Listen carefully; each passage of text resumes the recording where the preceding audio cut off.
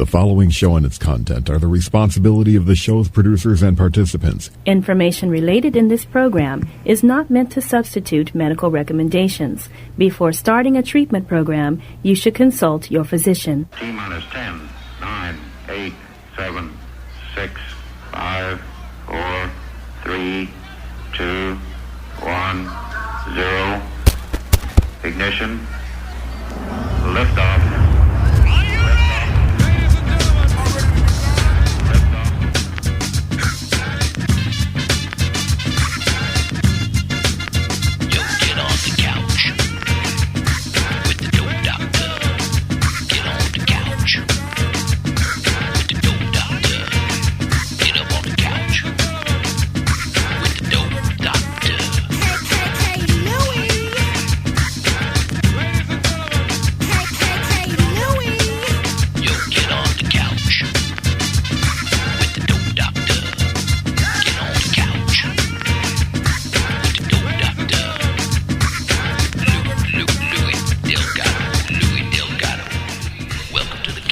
Anyway, I'm Street Certified Dope Dr. Louis Delgado down here at in West Palm Beach. We're doing a retreat. There's a big event going on down here is what it is. Oh, Dana just brought me, God, Dana, that's a lot of food.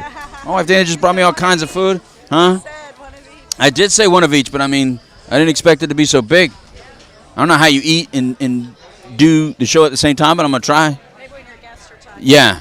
All right, so here's what's going on for those of you that are watching this. So I'm down here at Retreat Premier Addiction Treatment Center's alumni party, but I'm going to have someone else explain it because I really don't know all the details, and I don't want to be wrong about it. So I'm going to have Dana go find Peter, and Peter's the owner of Retreat, and he'll come in and he'll explain it for you. Dana, can you go get Peter for me? Yeah. Thanks. And then we'll just kind of find out what's going on and kind of see, why there's so many people here. It looks like, it's a beautiful day at the park. That's all I know. I know it's sunny. I know it's not rainy. I know that there's a lot of sober people around me. So that's what I'm going by. I'm just going by and there's food. And so when there's food, sometimes people just come out just for that. So I have no idea what's going on. So anyway, I'm going to try to eat this in between and talk to Peter. Oh, here's Peter. Come on, Peter. Sit real close to me. Look at this. We're going to get cozy. Oh, look at that. Look how much bigger he looks like me. I need to go to the gym. I need to go to the gym. So our camera's right there, and then you can see it right there, Peter. And then there's some Up Live people right here. These are people all over the world that are watching here live streaming. You see, there's about 146 people watching that right now. So let me get you turned up. There you go. Go ahead, Peter. Can you hear me? Oh, I can hear you perfectly. All right, so I'm telling everybody. Now, first of all, like I said, welcome Peter. He's the CEO here at Retreat Premier Addiction Treatment Centers. Now, I'm here for the weather and the food. That's a good reason to be here. No, but I'm saying there's a lot of people here all of a sudden. Yeah. And great turnout. It's a great turnout. So why don't you tell everybody a little bit about who you are and what exactly is going on here today? Well, like you said, Louis, my name is Peter Schorr. I'm the owner and CEO of Retreat Premier Addiction Treatment Centers. Right. One of our facilities is right down the street here in Retreat Palm Beach. We're celebrating National Recovery Month, and what we're doing is giving back to our alumni and having an alumni event today at John Prince Park in Lake Worth. Right on. That's just beautiful. It's a huge park, by the way. Big park. It has two sides to it. It's right. Where we are, and it's Osborne Pavilion. It's a beautiful event. That's why I was playing Ozzy right now. I don't know if you noticed it, but I was playing Ozzy Osbourne right now. Good choice. Well, hell yeah. I was playing Ozzy because I'm sitting here in Osborne Park, and I know it's probably not named after Ozzy. I don't know who it's named after. No, it's not named after. But for me, I come down here. It took me like 20 minutes to drive around the whole park because, of course, I went to the exact opposite side. And I didn't see anybody. And I said, no, if Peter's putting on a deal, it's going to be more people than this. In all honesty, I went to the wrong side also. Did you really? All right, good. So I don't feel as bad.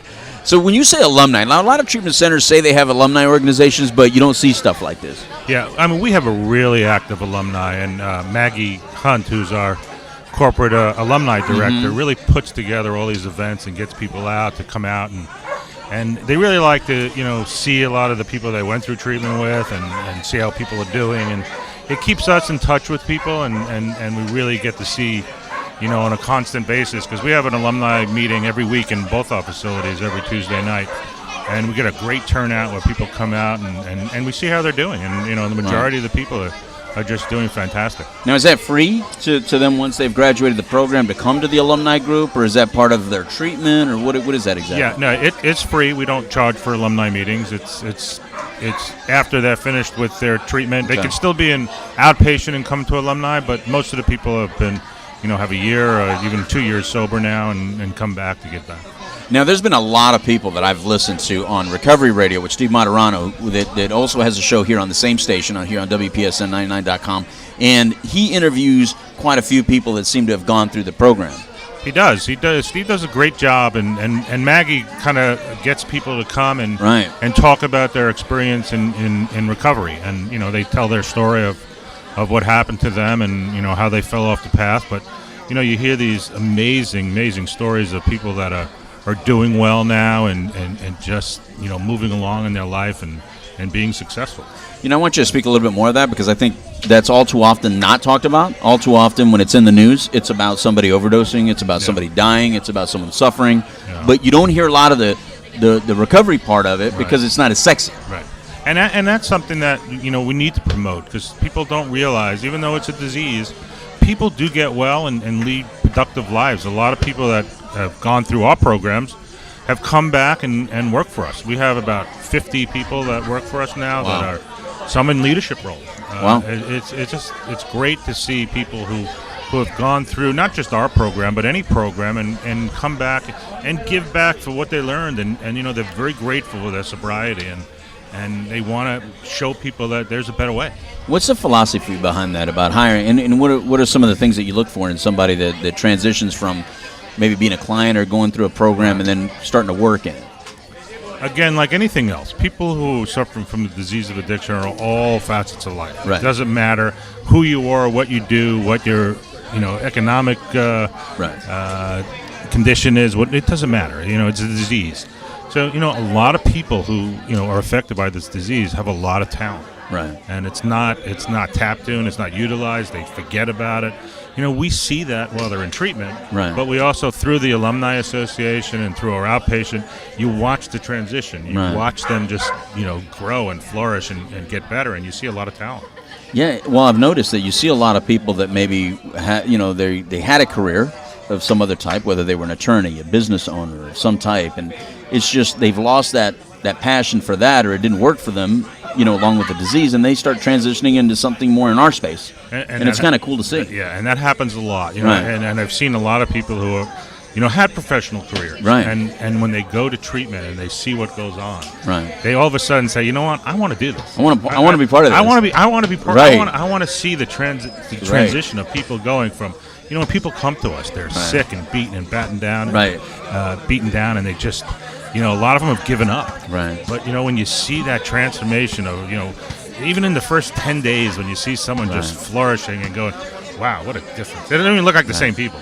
Right. Exactly. And I think when they see someone like you walk around campus and they see how much joy you get out of meeting them and helping people, it's like they're like, well, how do I get that high? Because that looks like a really good high. Yeah. And you know what? I tell them that too, because there's nothing more enjoyable than watching people who come to your facility do well, flourish, come back to give back, or and I'm in contact with a lot of our alumni and who've gone back to their careers and just watch them just doing great. Isn't it awesome? It's awesome. I mean, I tried to explain it yesterday. I did someone else's show on a radio thing, had a television special and a radio show yesterday in Orlando, and I was trying to explain that. I was trying to explain that there's just this high right here, helping somebody is just so great. So when they say, how did you get into it? It's like, well, once you have a taste of it, it's kind of hard not to do it. People forget it's a life and death disease, and it's really something that, unfortunately, the other side of it is that we see so much heartache of people losing family members, people we've known, and you see that, and it's just, it never gets easy. It's never easy watching that and seeing someone just not get it and just, they pass away from their disease. Right. But to watch someone who has, and there's people who, a lot of people say, "Oh, they'll never get it." I go, "Yeah, you know what? They'll get it. Yeah, they will get it. They need that extra push. You know what?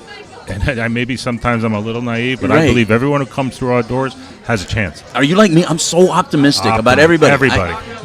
When I first started in this business, I remember being pessimistic. Yeah. I remember judging people like, he ain't gonna make it. just because they weren't going to enough meetings or they weren't, doing whatever. And then as time went on, I noticed the ones that we always thought were not going to make it, made it, and the ones that you thought were going to make it didn't make it. Yeah. So I stopped guessing. Yeah, a lot of people give up on people, because there are difficult patients, and that's part of the disease also. But I don't like to give. I don't like people falling through the cracks. Right. And that happens because some people come through treatment because they have to, or parents make them. Yeah. But you know what? You show them that there's a better way. Right. And I've had people who have been resistant to treatment like you can't imagine. Right. But you show them you care. You show them that I'm going to fight for your life. Right. And they're appreciative. And they come back and they tell you, I wanted to give up. Right. If you didn't come talk to me, I would have been gone. And so let's go with that, because I hear it all the time. People say, Louis, they got to want it. And I'm one that believes that you don't have to want it to get started. You have to want it to keep it long term. Correct. And exactly. That's a poignant remark you just made. People say, "Oh, you have to want it." Right. I don't think anyone wants to be sick. Right. Okay. A lot of young kids, unfortunately, they want to go out there, they want to party, they want to have a good time, and they don't understand the disease aspect of it. But it's not a question of you have to want it. It's a question of exactly what you said. Once you get it, that you want to keep it. Right.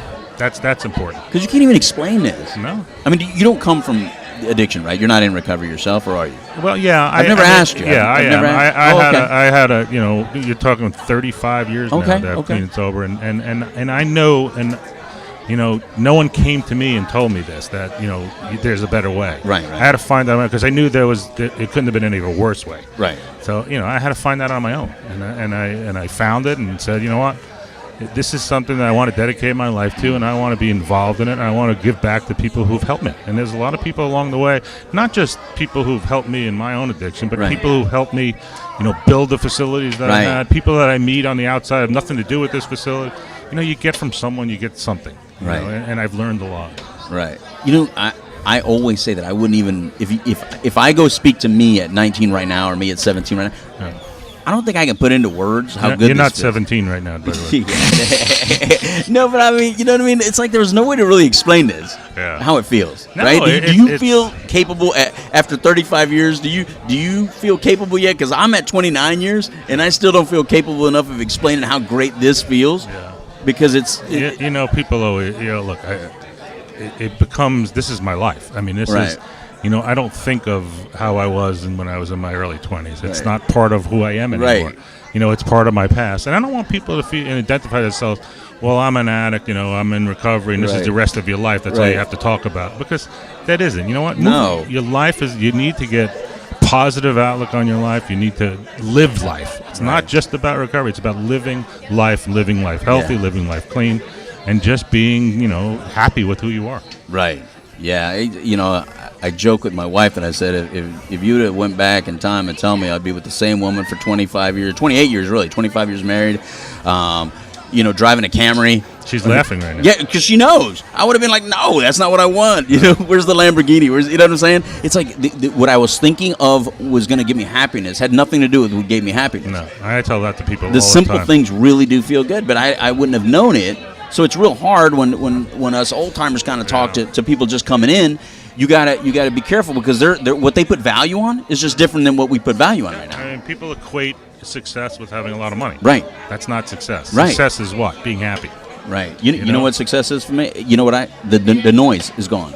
That noise is that anxiety that I didn't even know I had. Right. I don't have it. Constantly looking behind my shoulder, constantly, thinking that I had something to make up for us, a lie to protect her. I mean, it was just constant brain work. And it's right. That's life. I mean, that's one of the biggest stresses in life is how am I going to be successful? What am I going to do it myself? Horrible. And it really you forget to focus on what's in front of you. Right. And once you focus what's on front of you, and that's what we teach people also. That are in treatment is focus on the now. Don't focus on what's going to be, because there's three things here. You can never change the past. Not 1 second ago can you change what happened. Not a bit. The future is uncertain. Right. It causes anxiety to a lot of people. Right. You're here now. Right. You know exactly what's going on. Right. I don't know what's going on in 10 minutes from now. Right. So that's what you got to focus on. Right. And the worst thing is what drugs do is they take away the reality of what's happening right now. So now you're even missing these moments. And that's exactly what it is. You're not in it. I don't know where you are. You're not in the past. You're not in any moment. You're in your own world. Yes. Yeah. That's exactly. So alumni. Let's talk about alumni. Okay. So you go open up a program, you start a program, you develop you find great people. By the way, your staff is incredible, and I think I could talk about them all day long, but I think it always starts from the top down. And so you probably hear me a lot on, if you listen to the show at all, you guys hear me talk about Peter a lot, because to me, it always starts from the top down. You set some sort of culture up, but not only that, the hiring practices, whatever you do to find who you find is pretty on point. And you know what? The great people find us too.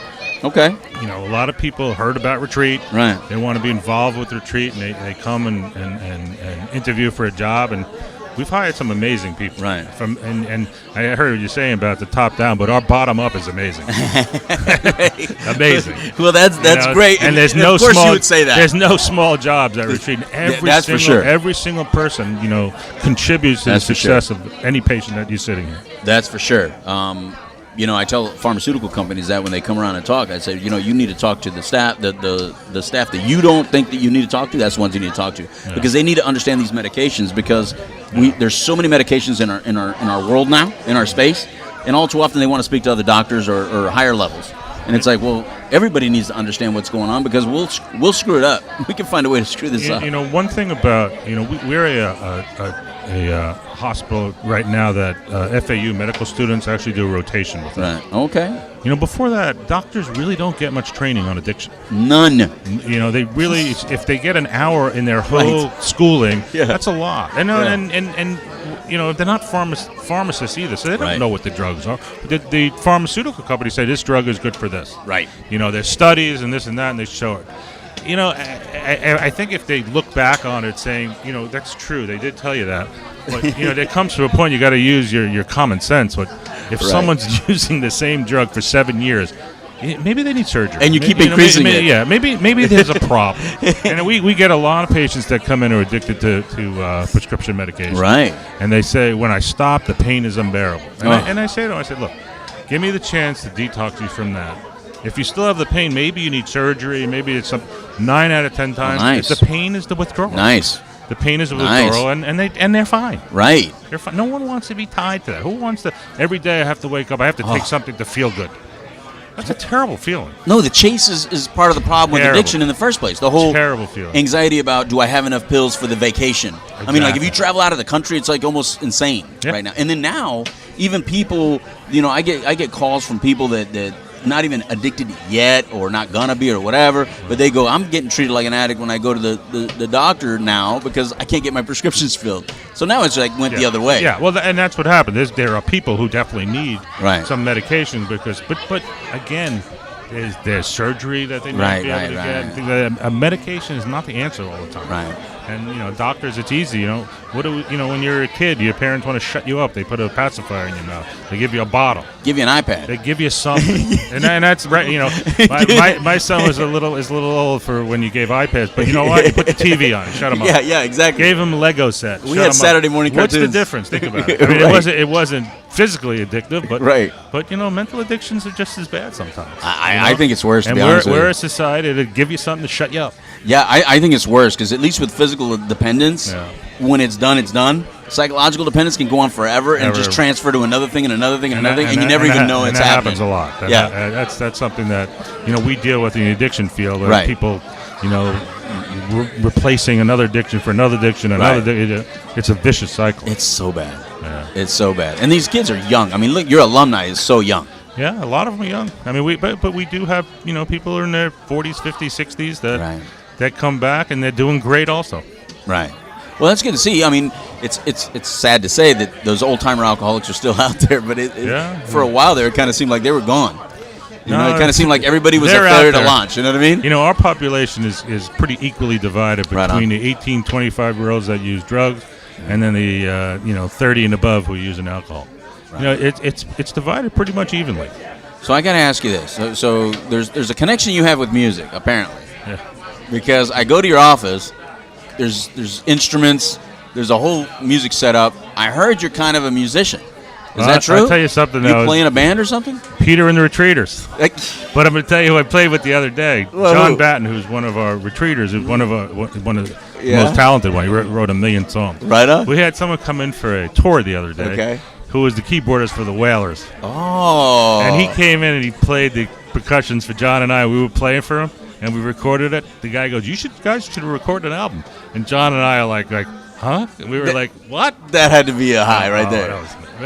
It was a fun couple of hours. Do you have anything recorded? Do you have anything we can play at the station? Nah, I mean, we have never done anything professional like that. But you know For what? real? We have a good time. No, wait a minute. You're lying, Peter. This is an honest program, Peter. You've been in my office. You see what my office looks like. But there's equipment. Yeah, we have equipment. I know you've recorded something. And guitars. Don't lie to me. It's like those selfies that you're not showing anybody. You had to have recorded something. Something. You know what it is? We do it, and we have a good time. And we play for the patients. We play holiday season. We did a holiday show here and in Pennsylvania. Right. And it's just a lot of fun. And it's Peter and the Retreaters. Yeah, I love the name. Yeah. I'm not the one who named it, but it's just a fun time. Right. We enjoy it. You know, in the middle of the day, go for 20 minutes, just play a couple songs. It gets us through the day. And so does that mean you're going to play here at this event? No, we're not playing here. Why? We weren't asked to. You know what? I got to talk to someone about that. Yeah, why would I can't believe that. Why aren't you playing at your own event? We were not asked to play here. So I was asked to come all the way from Orlando. Right, I'm insulted. And you weren't asked to play, and you're like 5 minutes away? Yeah, right. I have the equipment here in 10 minutes. Let's send somebody to go get this guitar and stuff, man. Go get that. I want to hear Peter and the Retreaters. Yeah. And I know I'm not the only one. Have they all heard it? A lot of them, yeah. A lot of them heard it. I feel left out, man. Yeah. All right, well, we're going to have to do something about that. We're going to do a show holiday season. We're looking for a drummer down here.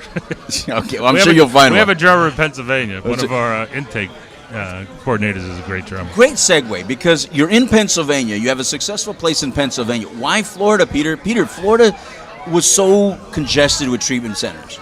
Why take the risk and bring one to Florida when you guys were so successful in Pennsylvania? Everybody knows you up there. Good question. A lot of people ask me that. Right. A lot of people say, like, why'd you open in Florida? When yeah.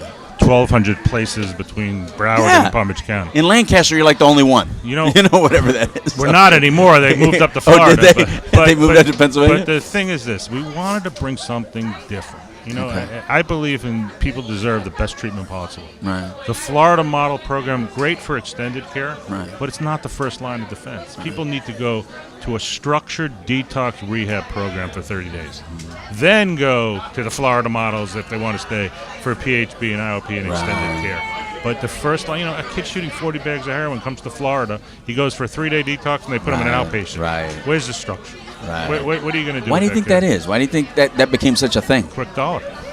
It was cheaper? People, insurance company then decided they loved it. People liked it? Yeah. Well, I mean, they like it because they get their cell phone or they get their computer. More people like structure than you think. Isn't that weird, though? Yeah. It's like children, right? Like children like structure, but they won't ask for it. Yeah, they don't know. Yeah. And one of the things that you see with a lot of patients that come to us. Right. What do you mean I can't leave? I can't do that. They don't. They're so caught up in the Florida model program. Yeah, they think they're going to an outside meeting every day. Oh, that's all they know. Yeah. When they have a structured program like this, it's like, oh, wow. Yeah, I couldn't even get in not too long ago. Yeah.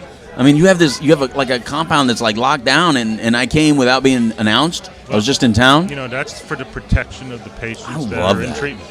I love that, by the way. You want to make sure that they are safe. Right. And it's not only safe, inside. We don't want to be safe from people from the outside. Yeah. A lot of people have bad intentions. Yeah. Well, I got to admit, I'm a fan. I'm a fan of your program. All the way through. I mean, everything I've seen. I go visit before we ever refer people to a place, or before we put it on our website. With the Now Matters More Foundation or with WPSN99.com. We like to visit places. You know what I mean? Because it's people. I mean, your word is everything. And if you send someone to a place and it's a bad place, shame on you, right? Exactly right. But when you go visit a place, you kind of get the vibe of everything, because you can't hide behind the reality of what you've witnessed, right? Because you can hide behind a good website, you can hide behind a nice brochure, a good marketing person, but you can't hide behind just walking around, seeing how the clients are experiencing it, talking to the staff that's right there on the front line. Do you get a feel? How many websites have you seen that have pictures of the beach in Florida? Come on, man. There's no places on the beach in Florida. When you look on our website and you look at our facility in the pictures, that's our facility. That's your facility. I'm not hiding. This is what we do. I mean, I'm not making things up. It's like stock photos of it. You know what I mean? And these places put up stock photos. I went to visit a place that I looked at it to maybe move my outpatient to, and that's something that was a premier Florida facility for Right. years. I'm not going to say the name. Okay. And- You can on the show, Yeah, by the no, way. I wouldn't do that. You're just so I wouldn't do that. professional. I wouldn't do that. But I heard so much about this place over the years. Right. So I went to look at it a couple of weeks ago, and I was like, I went with Scott, who was my chief administrative officer. I went, how are we in the same business as this? Yes. That's what I said. Yes. I said, how is this the same business that I'm in? Right. I don't get it. And then I had, and actually she's here now, but a patient, before we opened in Florida, I needed to send someone somewhere. Yeah. So I asked for a recommendation of a facility. Yeah. And I knew, just through being in the field, a lot of places, and they said, this one's the best. Right. And I sent her there. And then I went to visit her.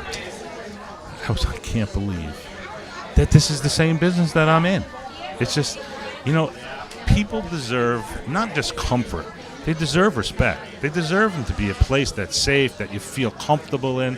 If you got to focus on everything that's going on, Right. other than what your treatment is, Right. you're not going to get much treatment. Right. And that's something that, I made a conscious effort that when I build a facility, it's going to be comfortable, it's going to be nice, it's going to have the greatest staff possible.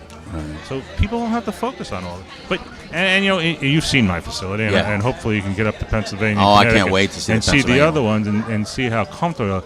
But people come in and they have the perception of of whatever because they're not really Yeah. focused on their Right. treatment. Right. And they'll find something wrong with everything. Oh, always. I had people eating garbage cans the day before. Oh, the food's no good. And I have executive chefs that are phenomenal. Right. But you know what? That's their focus. So if you take that out of the equation, Yeah. and you really concentrate and make sure all that's done, then they can focus on their treatment because you don't have them there for a long time. Right. Well, I like the word you use, safe. And it's important. I mean, that's an important word. It's important to be safe. I mean, I have 2 daughters. I don't have sons. I got to admit, if I had sons, I'd probably be a little bit more risky with some of my decisions. But with daughters, especially, the word safe is a huge word for me. It is, and I take that really, really, that it's important that parents entrust their children to us. Right. And when we first opened in Lancaster, there was no recovery community yet. We really developed that over the 7 years we're open, and to send there for aftercare, I go look at it. I can't send someone there. How could with a straight face after we've done such great work, send someone to this place and then it's going to unravel everything we did. And if the family sees it, they're going to go, "What is wrong with it?" Right. So we vet places that we send patients to. Our patient care coordinators that do all the case management. Right. They vet out all these places we're sending because you don't want to unravel what we did. We take it seriously. We want to make sure that people that come to retreat that do well. Right. Not just with us, in life. Right. That's important. I take no pride in someone coming back at the treatment. I was going to say, you don't want the recidivism. I take no pride in that. No. Recidivism is part of the disease. It's like part any of disease. It's part of it. But you know what? I fight But you for want that number to go down. I want everyone to succeed. Right. That's my goal. And you have to vet other treatment centers because you guys can't take everybody. No. You guys get so many more calls than the people you take. Oh, yeah. We do, and we have partnerships with facilities Right. that we deal with, and we vetted them out and visited them and make sure that not only is the facility comfortable, but the staff is good and they're dedicated to what they're doing. It's important. Yeah, and then re-vet them when they get a new medical director or clinical director because that can change everything. That changes the world. It can change everything. Changes the world. And then and again, a lot of places that pop up, they're open for several months before they even get a inspection. Right. It's crazy. And they already have JACO accreditation somehow. No, they don't have JACO accreditation. But what happens is they don't get licensed. State of Florida is I've never seen anything like this. Right. State of Florida, they give you a provisional. Provisional. License, and they don't even come to inspect you. You can't get JACO. I think I'm the only facility that ever was like this. I'm calling. Can you please come and inspect us? Yeah. And why? You have a license? I go, no, I want to get my final license so I can get insurance company contracts. So I can get my joint commission. No, we're extending your provisional. It was a battle. Yeah. A battle. Yeah. See, our area is pretty good. See, I'm lucky to be in Central Florida. So when I started consulting people like south of the 27 parallel, it was a whole different ballgame for me. And it got me real discouraged, to be honest with you, for a while, and I got scared to send until I realigned with a place like yours, Retreat. I stopped sending people south of the 27. I got real scared. Yep. I mean, to be honest with you, it was that one time where I had sent somebody. I will never forget it because I wasn't allowed in that day either. I sent a woman in. I've never sent a client to a facility that didn't let me go visit the facility. Right. I sent this woman. She went into your facility. I just rescued her out of another horrible place. Got her transitioned to you, and I'm in town, and they go, "You can't go in." John Chuter tells me, no, Louis, you got to tell me a day, and I was like, he didn't know how happy I was about that, by the way.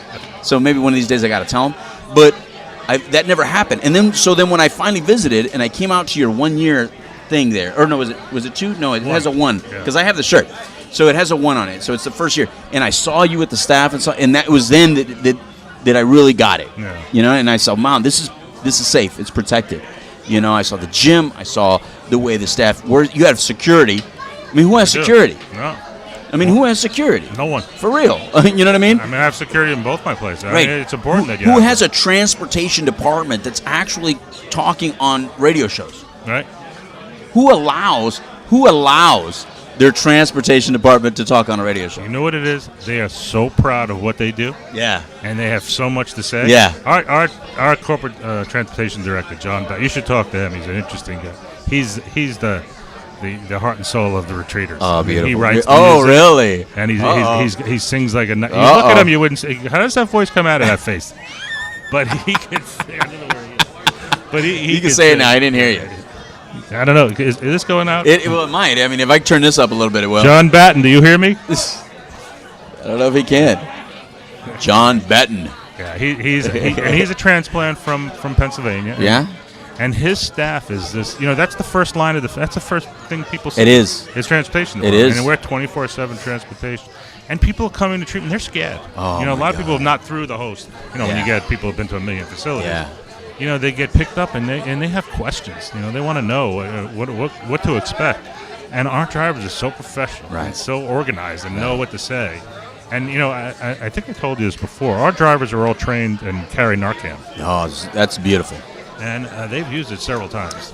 Oh, man, that's sad that they've had to use it, but that's a reality. Sometimes the people who come through are mad at the driver for saying because he ruined their high. Take their high out. Right, but they've saved many people from this, so it's a real rewarding thing for them. Right. And, some of them are in recovery themselves who just they can't believe that their life's come this full circle that.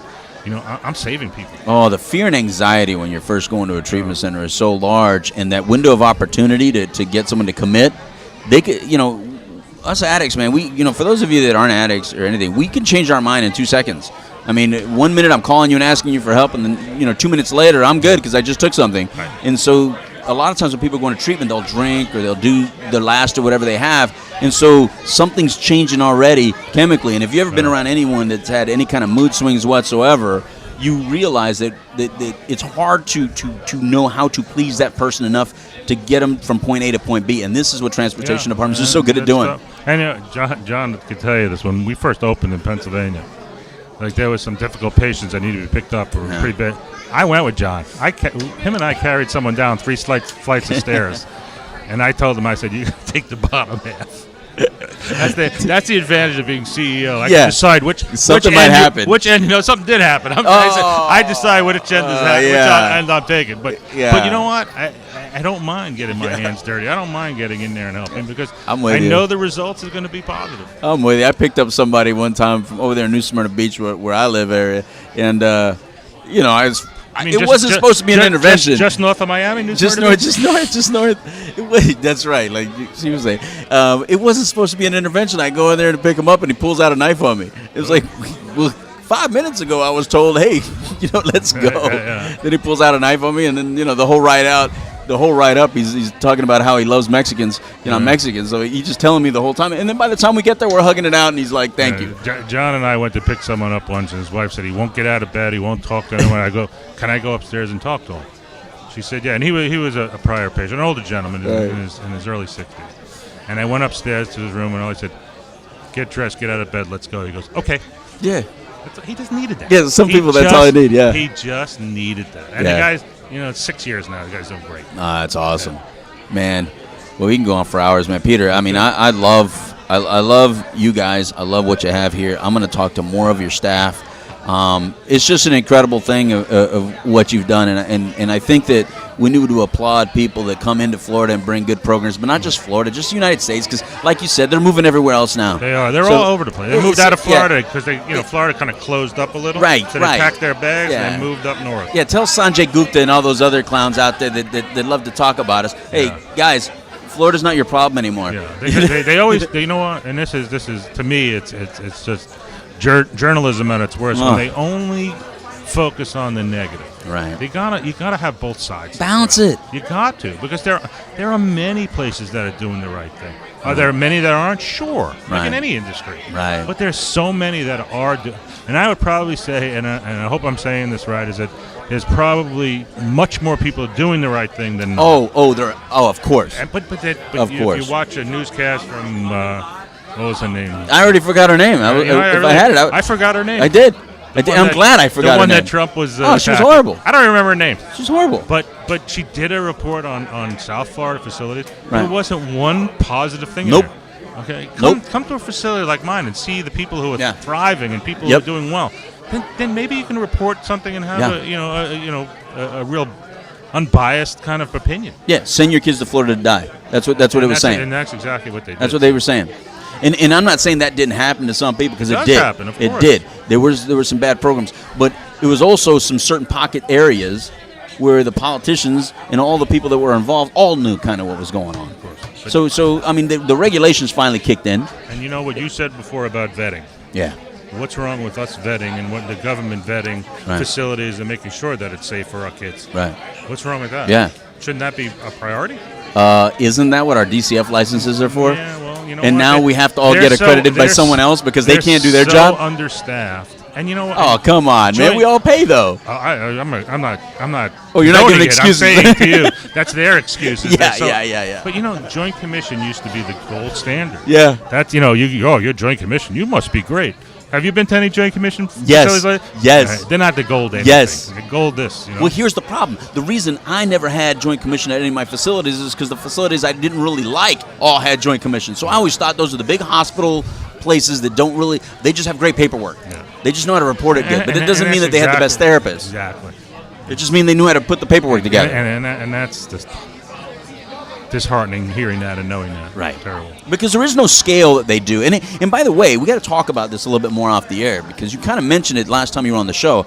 There is really no scale that measures what a great place is. So, nobody's really talking to people that have left, like the alumni, and getting that information. All of our accreditations is based on our paperwork and stuff like that, not really based on outcomes that are real. Yeah. Like, talk to people and ask them how comfortable they were. Did they feel safe? Did they feel like their needs were met? Were they listened to? Were they heard? Did the doctor listen to them? Did they have access to the doctor? All that kind of stuff is not really measured. But you mentioned something about vetting programs, and at the Now Matters More Foundation, that's kind of what we do. And so when people call us, we kind of only refer to places that we've actually vetted, and we have like a scale rating. And then you were mentioning something about creating some sort of rating system or something like that. What is that about? I'm going to tell you, right now, Aetna Insurance has a program like that. Okay. And you go through not only a vetting process, but a real survey, and they come up with some really metrics to show what is success. It's not success isn't just how many people went to your facility and stay clean soap. Right. There's a lot of different things involved in that. Right. And they really did this intense program. We became an Institute of Quality with Aetna Insurance. So, but we were a good program. That's why they wanted to do it with us. And now anyone who wants to be a provider with Aetna is going to have to go through this vetting process. Nice. Which makes sense. Nice. So why, as an organization, and when I say organization, I'm talking about all the providers, is develop a real organization and come up with some kind of vetting system and some kind of metrics and rating system, how people can look on a real directory, and not one that's on the internet and go, my facility pops up in a directory. When you call it, you're not calling my facility. You're calling the people who own the call center. Right. And that's false advertising. Right. But come up with some kind of metrics that actually show, what programs are approved, what programs, you can feel safe with. Right. As a parent, I want to know that. Yeah. I'm sure you do too. Oh, 100%. You want to know that. I feel so blessed to be in this industry that if anything should happen to my kids, at least I feel comfortable that I can, send them to somewhere if they need it. I told you, my son goes to University of Colorado. Mm-hmm. Love that. He's Boulder, but I told him, I said, just remember what your father does for a living. All right? I said, look, we all make mistakes in life, but just remember what your father does for a living. Some of my mistakes were in Boulder at University of Colorado. Right, so that's where he is. That was a fun school. And it wasn't legal then. Now it is. It was a fun school. But again, making the right decisions in life, and that's important for all of us, and at any age. It's everywhere. It's making decisions. And yes, it's making decisions, and it's the small decisions that you don't think are the major ones, and it's the places that you think are safe are probably not as safe as you think. I mean, it's not just the Miamis, it's not just the South Floridas, it's not even the Californias and everything. Look, it's everywhere. It's everywhere. There's people that take advantage of people who are wounded and vulnerable everywhere. That's in every facet of life, and every facet absolutely, of business. in every facet of business. People take advantage of the people who can't take care of themselves. Right. And in our business, we're just a very vulnerable population. So I'm glad that there are people like you that have accumulated a staff like yours, and then you do this for the alumni, which you don't have to do. You don't have to do this. And we do in October 14th. This will be our fourth Oktoberfest. That we not only do it for our alumni, we do it for our whole community. Right on. And we want people to understand what disease it is, because and even here too, they've welcomed us with open arms. And that's not easy for a drug and alcohol program to say that your community welcomes. I know, right? I mean, we are invested in what we do. We're invested in the community. Right. We go to community events. We sponsor community events. That's important that you're part of this, because just because you're a drug and alcohol facility doesn't mean that you have to put up a fence around your property and put up gun turrets and not have anyone in or out, because that's not what you want to do. But did you see our gun turrets? I did, and I saw the guys walking up on the top, and that's why I didn't come close to the wall. But that's it. You got to ingratiate yourself in your community. Yeah. It's important. Yeah. And I know you're thanking me. I want to thank you, because you and Steve and all the people that are out there promoting what's good about our field. Right. It's so important. It's so important that people understand that there's a better way. It's because without hope, you got nothing. Nothing. You got nothing. And hope is the word. And people need to understand. There's moms and dads out there that may not be as bitter as you are, that are listening to this, and you're like, no, there's not. Well, you know what? Maybe you're just in a bitter state right now, but I got faith that you're going to come out of it. But that mom and dad that you may want to share that with, they need that little bit of hope, man. Yeah. They need to hear that recovery works. And you know what? Behind me, there's a lot of people that will tell you that recovery works, that recovery is possible, that treatment works. And that's important. Yeah. And you out there doing these radio shows and going to speak at places and talking to people, this is what we need. Right on. We need people who are advocating for people who can't advocate for themselves. Right on. And that's what you're doing, and I appreciate that. No, I appreciate you, brother. Thank you so very much, man. For real. Thank you. For real. And it's an extra plus that your wife is from El Paso. She's not. She claims it, though. She's from Dallas. She claims El Paso, bro. She grew up in El Paso. I was born in Philadelphia, and I grew up in El Paso. Oh, yeah. I thought you were a Texan. I am. Well, I claim El Paso. Philadelphia. No, I claim El Paso. Who'd you root for in the Super Bowl? All right, Philadelphia. Nice. I'm a Giant fan. Well, thank you. That was Peter Schorr. Peter Schorr, owner of Retreat Premier Addiction Treatment Centers. Why don't we take a break right now? Take a quick little break. Let me play some music. Let me get that queued up real quick. Put a little music on, and then we'll be meeting Maggie Hunt from the alumni part of this, because they're doing a lot of good work here. So let's just put this on, and then I'll be back. All right? There's Maggie. Come on, Maggie. Maggie is the alumni coordinator. And so she is here, and she's been running around coordinating. What's up, Maggie? How you doing? There's this for you. Put those on, and this for you. Thanks. All right, so this is Maggie Hunt. The blue. Let her get all situated. Bag. See, she's still coordinating. All right, so there's your camera right there. Okay, hi guys. Oh, you're vaping. I am vaping. You're a vapor. I'm not smoking, so it's good. Hey, the cool thing is you can quit smoking these days and still kind of get nicotine and just call it vaping, Right. and for some reason Right. it's a whole different ballgame. Yes. It's like allowed everywhere. It smells better though. It does smell so much better. Because then if you do, like when I am around somebody who smokes Right. a cigarette, I'm Right. like, wow, you really do smell bad. No, if you smell like a cigarette smoker, you couldn't sit here. No, I know. I would have to say, sorry, go vape, and then come back. I smell like grape. Right. So then it's better. Although, remember, kids, vaping is not something to start off with. Don't do it. No, she's doing it because she quit smoking. Accurate. Now, that is really the only real reason you should ever vape. I know. Is this if I'm you're a quitting mother smoking. too, and I'm a mother too, so I really Right. shouldn't. I really shouldn't. Man, it's like, when you see a young person start off with it, you're like, oh, no, man, they did so good with the Truth Campaign. Yes. And then this vaping industry just knocked that out of the water, right? Yes. All right. That's the next level of recovery, isn't it? Yeah. Yeah, Well, that's cool. I'm so glad that you guys came here today for this. She event. doesn't want to talk about it. She's like, excuse me, that's not even on camera. Hey, I got to talk truth, Maggie. That's true. All right, so we came to your event. Tell us about who you are and what you got going on here. You've been on the show before. Yes, I work at Retreat. I've worked at Right. Retreat in Lancaster County since the day that we opened. Wow. And so now they have me. I did a lot of clinical work with them first, and now I get to work with the patients after they leave treatment. Really? So I get to plan events like this for them, and I just get to have fun, and I just get to celebrate them because, you do. especially in September, Right. the stigma that everybody thinks is like starting to go away is still Yes. very much fresh in everybody's Yes. mind, so by having these events, you can see miracles in real life. You can see recovery in action. Right. And it's amazing. So what prepared you to be able to run alumni programs? Because it seems like difficult. It seems like a lot of work, to be honest with you. I mean, all of us, I've been a treatment owner for years. Okay. It's always been hard to find the person to run an alumni, It to is. be honest with you. Everybody acts like, we should, but nobody wants to take the ball and run with it. Yes. So how'd that happen? When we first opened, the alumni themselves actually really wanted to come back to the facility and Okay. have meetings there. Right. So we started doing that, but then it just got too big for capacity. We Right. couldn't hold everybody. It was causing like a lot of problems. Like the wind? Yeah. Unfortunately, there was always like, somebody who wanted to bring a cell phone up and give it to the patient, so we had to separate it. And then since then, we've had a couple different times where we had different alumni coordinators, and they tried Right. to get people into treatment or to come to events, and it Right. didn't really work out.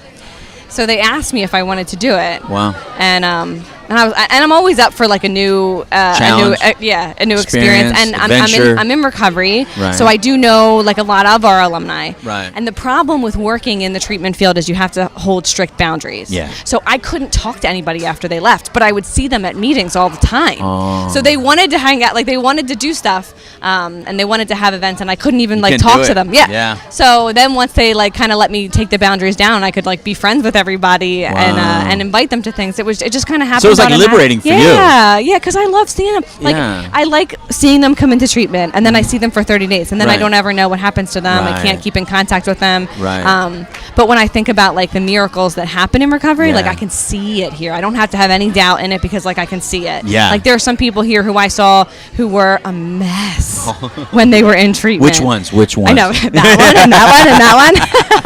Right. But then and then just like to see them here, and they just tell me like they're Yeah. working, their family likes them again, and it's amazing. But yeah, so I've done this now. February will be 2 years that I've done the alumni for Pennsylvania and Florida. Wow. Yeah. We just had Ashlyn on, and she was talking about that you were up in Pennsylvania and that you conned her into coming down here. So I learned a little bit about your manipulation skills. They're all there. Like they take, they say character defects and put your character defects into something good. So I used to manipulate that's people what to they get say. money and drugs. Now I just manipulate people to get sober. So that's who you are. Yes, yes. I'm getting to know you now. All right. I love it. Well, it was a good thing, though, because now she's Yeah. not leaving. Right. Yeah. So she's sober a while. Right. So tell me a little bit about that, because you get to be a very important part in a person's recovery, because a lot of people think I'm going to go to detox and then that's all I need. Right. And then some people go, I'm going to go to detox and treatment and then that's all I need. And they mean like 30 days. Mm-hmm. And then some people go, I'm going to do detox treatment and PHP and then that's all I need. Like there's all different levels. Yep. But to be a part of alumni, that's a lot more involvement. Yeah. So you actually get to see people that are doing the deal, I would say. Yeah. So speak a little bit about that. I mean, I have to. So in order to keep alumni going, I have to have people who want to come. Right. So usually, like I try to get people's buy-in on like giving back, and then once because like they give back in 12-step programs. Right.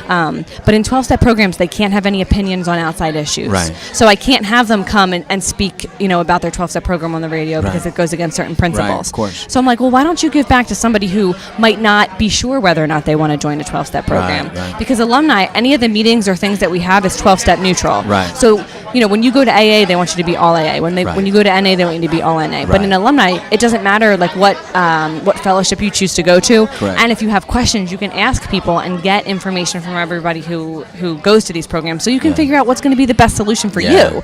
And so that's why I like to have it open so that people can make their own choices too. It's beautiful. That's beautiful. And I think that when you first get sober, like you don't know who you're going to hang out with.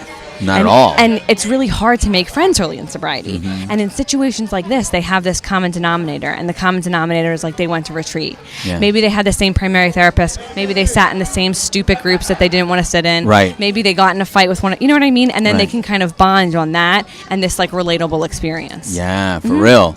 You know, you're so right, because there is so much to relate to when you went to the same program and you experienced some of the same things. Because initially, for a lot of people that don't like small talk or they're just not good at it, it gives you something to talk about. Yeah. There's talking points. Yep. You know, oh, yeah, I had him as a therapist. Oh, yeah, well, he was brand new when I went there. Oh, that tech or that driver. Oh, he's the one that picked me up. Oh, I threw up in his car. Yep. You know, Yep. there's some sort of bond, some sort of communication thing. So what was the plan for Maggie before you became this? What was the career goal? Because now this is where you're at, and I'm sure there's other career goals past this, but where were you going? Well, when I first started at Retreat, I was a CA, so I was like entry-level position, and I had no idea what I wanted What's to do. a CA for people that just... It's a clinical aid, so basically you help, you do like searches. Okay. You help get them like acclimated to treatment at first, help get them to the nurse station, show them around. Right on. They're kind of like our foot soldiers, like they do everything. So like a tech in yes, a lot of places. exactly. And so I did that for like 6 months, and then I kind of knew that I wanted to work with clinical. Like I like talking to people. I like trying to help people get to like what was going on and like why they used and things like that. And I went back to school and I got my bachelor's degree. Beautiful. And then in this field you have to have a master's degree. I mean, you're That's not what gonna have to. It's like so frustrating because you want to just like get your master's degree and you're so proud, and then it's like on to the next. That's how I did it, though. Back in the day, we could do it. There was no expert in addictions, man. I'm a hired gun. Yes. But yeah, it's changed. So now I'm in a master's program at St. Joe's University, that's and I'm going for applied behavior analysis, which is the number one treatment for children on the autism spectrum. But they're using environmental behaviors with people in addiction. So we're kind of trying to like change behaviors, have alternative behaviors. So I don't know if I'll stay in that area of clinical or if I'll just like kind of keep moving with Retreat. I mean, I've worked at Retreat for 7 years, so I don't really plan on leaving anytime soon. They could use that though, right? I mean, yeah. I mean, it would definitely be. It's definitely a more progressive treatment moving in the addiction field, and it's new. It's not like you're studying being a pilot, and then therefore become useless for Retreat. I mean, everything you're talking about can be used. Yep. All right, and are they paying for your education, by the way? I mean, no, not even a percentage. We need to talk to Peter about that. You should tell him just for me. Talk to Peter. I should it's not fair. You should tell him. I should tell Peter that, by the way, my education was in part paid by the treatment center I was working for at the time. I'm just saying. I'm just saying. Sorry, Peter. I'm here to stir the pot a little bit. I do like to stir the pot a little bit, Maggie. Yes. But he's got a lot more employees than a lot of other people have, because he'd be like, oh. But it'd be worth it. Yeah, listen, I would have been a great investment 7 years later. You know what I mean? Well, you still are a great investment. You're still in it. Yeah. Yeah, and in 7 years, he would have been like, already got his money back. Absolutely. He already has got his money back. He didn't even pay anything. Nah, he paid for other stuff. But all right, so you're there 7 years, so you don't think you're leaving. I don't think you're leaving unless you want to do that privately. And why would you when you're with such a great organization? Yes. And not that you have this captured audience and this perfect place to be yourself. Yeah. And not only that, but Peter's an amazing employee. I mean, he saved my life 9 years ago, though. I was at a different treatment center when I was an alumni there. But, we're family centered. So I have 3 children. I would be fired anywhere else because they never get sick at the same time. They always like somebody falls, somebody does this. One of them has off school, one of them doesn't. And Peter's like my job is pretty flexible where like I can work from home if I need to, which I get more done because I'm a talker, obviously. So I get more done at home. Yeah, you get distracted if you're at work. There's too many people to talk to at work. Too much. Too many squirrels. Yes. But yeah, I love Retreat. I mean, in terms of, it's my first like adult job probably that I've worked. Because I guess I was like 24 maybe when I started at Retreat, something like that. So how many times do you have to change people's phone numbers? Because like people in recovery, they switch their phone numbers like 20 times in that first year. Yeah. Often. So how do you do that? Well, so we have a Facebook page. Okay. We have an app. Yeah, but even that, they get new Facebook. I'll have like 3 or 4 Facebook pages of the same person. Yeah. Well, email addresses actually stay the same more often than anything else, which is weird. See, and I'm not an email, so maybe that's the problem. I know. All right, I got you. But I Let do me take notes. Yeah, but I do keep in contact pretty well. I try, the best I can with people. And I see them. We have weekly meetings too. So like this is but one that's of if our. they stay here, though, right? Yeah. What about the people that come from Ohio? They go back to Ohio. They miss out, huh? They do miss out. Well, that's why we want to build chapters outside of the area. The problem is that I need more. I mean, Retreat down here has been open for 2 years, so I need more people who want to do more. And then once they want to do more, I will put them in service 100%. What about virtual alumni stuff? Do you do virtual alumni stuff? No, but we should. Thanks for that idea. I'm giving you a good idea. Mm-hmm. Yeah, that's a good one. Because we're such a virtual world anyway, right? Yeah. I mean, you could easily have some sort of, lack of a better word, some sort of chat room that's not related to other stuff. That's basically just alumni or some sort of private page. We definitely could. I know. I did that. I did that before at my treatment center on a private Facebook page where people from all over could be, and they liked it because they can communicate with people that aren't there. Yeah, and they can share videos with each other, but it's private. Yeah, right. So it's only people that have graduated. But I'm sure you have that. Yep. But yeah, some virtual stuff would be really cool. Yeah, for sure. And then once a year, like everybody gathers somewhere or whatever. And if they come, they come. If they don't, they don't. Yeah. You know, it's easy in Florida though. But I bet you right now there's someone in Ohio wishes they could be here. I know. A lot. You know? We get a lot of people from Connecticut. Yeah. And so I often have people who are in Connecticut that want to come to some of these events. What's in Connecticut? Yeah, no, I know. Well, we will be soon. I heard. Yes. And they need you. 70 people overdosing on K2 or whatever the hell they took that day. Yeah, that's crazy. And that's like steps away from your new place. Mm-hmm. You want to tell us about your new place? Yeah, I'm excited because we've been waiting for Connecticut to open. That was going to be the next one. It was going to be Lancaster County, Connecticut, and then Florida. So we've all kind of been waiting for this opening for a long time. I think it'll be really good. I think we'll get people from New York City, who want to come to treatment there. I think it's gonna be a little bit smaller than Pennsylvania and Florida, so it'll be more intimate for people. Well, define smaller because you guys are a giant. So define smaller. I think that there's about 70 beds. So.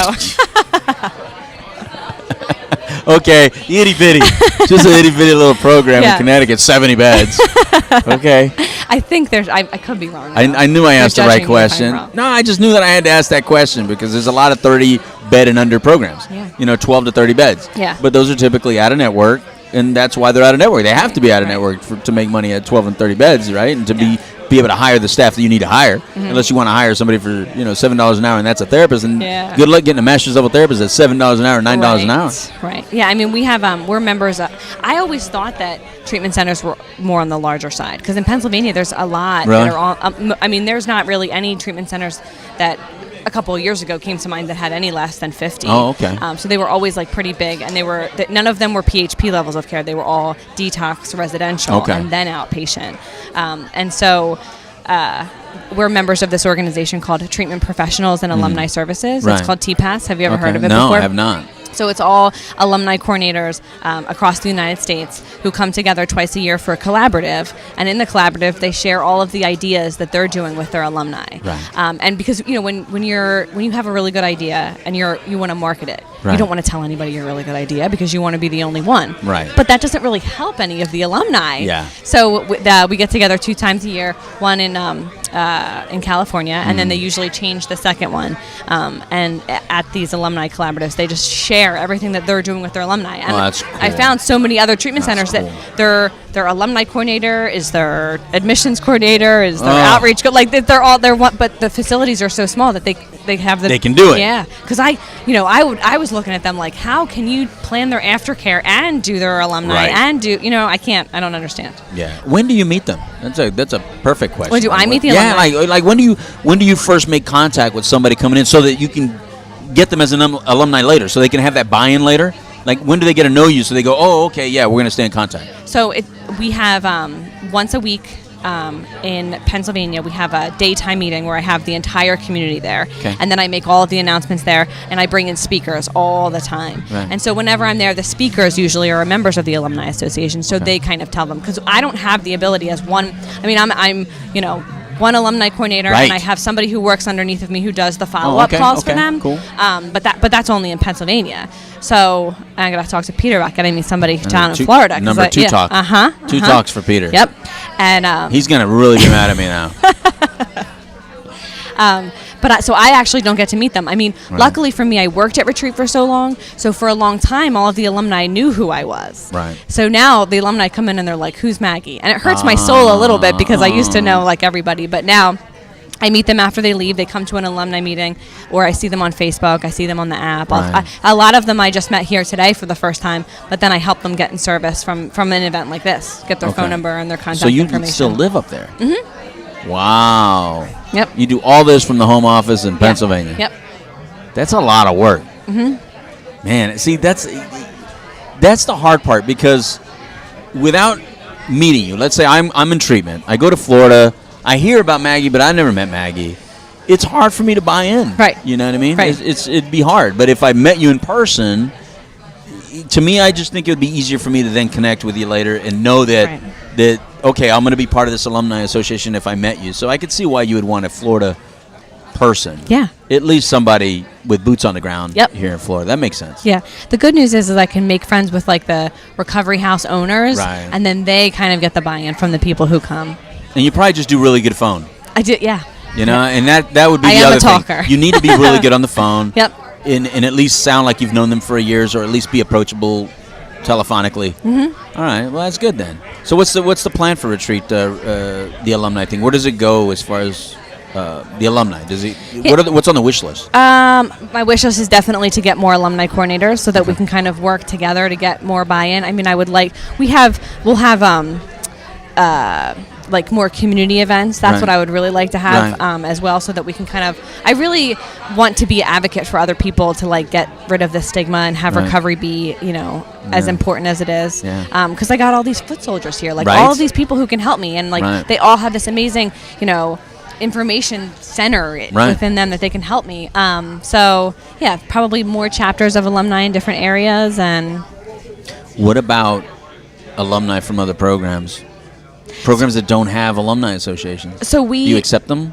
Like adopt them? I do, because like here's the thing: if I am going to invite a recovery house, not everybody from that recovery house is going to be from retreat. Right. So I invite all of them too. It's open. Now the meetings that we have, it's a little bit different down in Florida, because I can't just invite everybody, because you never know. Yeah, you got to be worried. You got people might bring their business cards and things like that. Like I don't really want to. You know what I mean? I don't really need. You got to have rules. I don't really need any money on people's head. You know what I mean?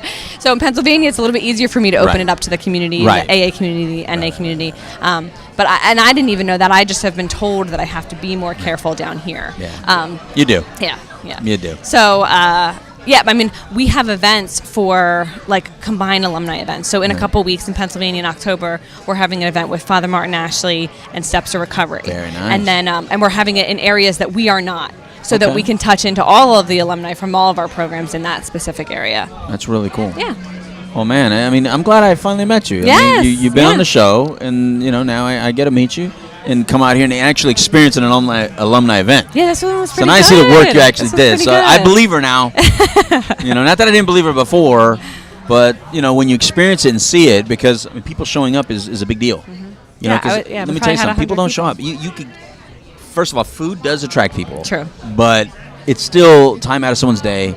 It's still millions of excuses. There's still people right now at home that somehow manipulated themselves to not be here today.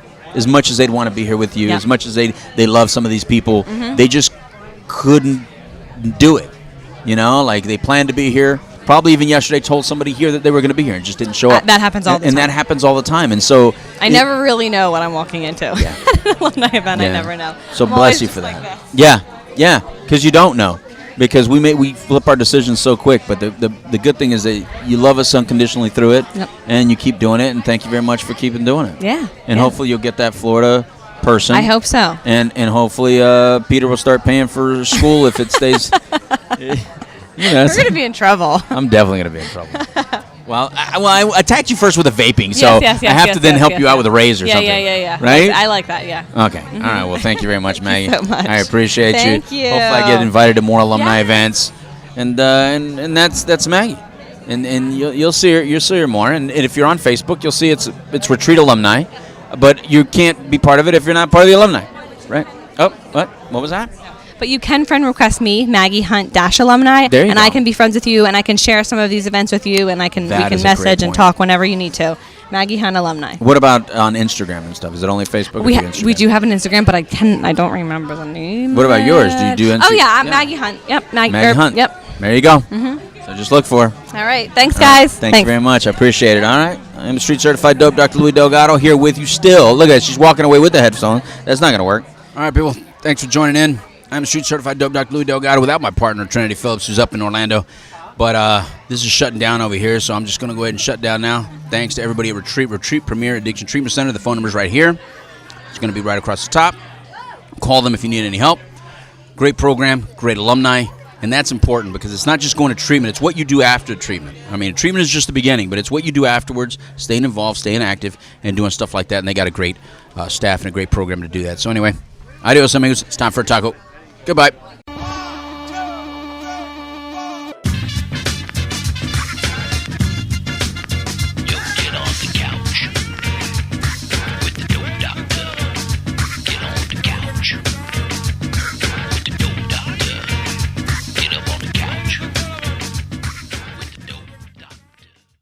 And that was without even a single drop of rum.